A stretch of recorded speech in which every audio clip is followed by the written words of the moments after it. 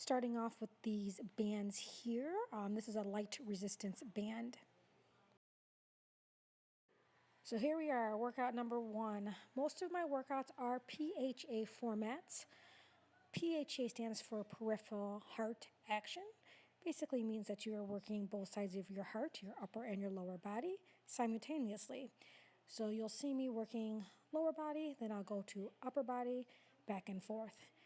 When you're doing upper and lower body like this, you don't really need to take that many breaks because as you're working your lower body, your upper body is taking a break at the same time. All right, so we're moving on to these guys right here. I have a medium and a light resistance band, and I'm using them together.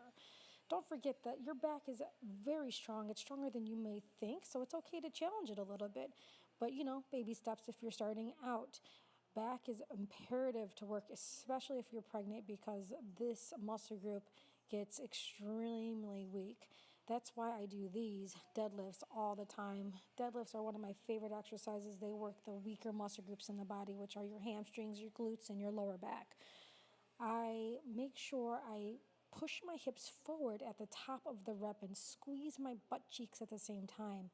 Doing those two small little movements will definitely help activate those glutes so you're actually targeting the muscles that you're supposed to be working. When I go down, I try to get down to about mid-shin, but obviously your flexibility is going to be different. Try to keep your head in neutral alignment, so don't look up as you're down. When you go into push-ups, the same rule applies. You don't want to look up as you are down. You want to go down and bend the elbows to about 90 degrees. If you can get there, great. If not, you can work your way up to it. This is a modification. You can go up against any wall. Again, same rules apply. Get down to about 90-degree bend in those elbows. Swing steps. Obviously, I'm on the first step. If you have something higher, you can use that. If you want to use something lower, you most definitely can do that as well.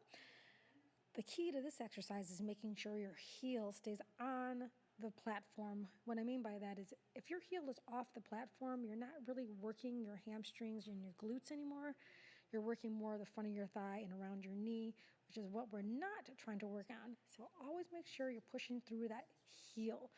Drive through the heel as you're coming up, and I always try to squeeze the butt cheek at the top, and that'll help isolate that glute. These are called step out presses. Again, back to the upper body, or working that chest.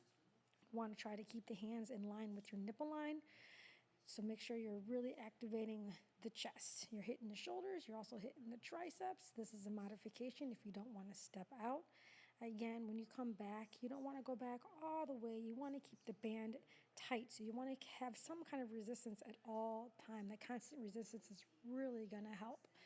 Burnouts are great if you have any energy at the end. I like to do some burnouts to just really bust it out.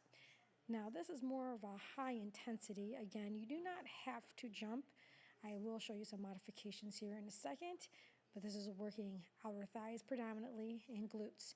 So here's one of the modifications. You just step out, taking out the little leap, step out, squat. Notice how my toes are facing forward. So when you're doing any type of lateral stepping, you don't want to step out and turn your toe in the direction you're stepping. You want to try to keep your feet parallel the entire time. And this is the last exercise, a single arm row. Again, the lower you are, the more you're going to hit the middle and lower back. So if you're up a little higher, you're going to hit more upper back.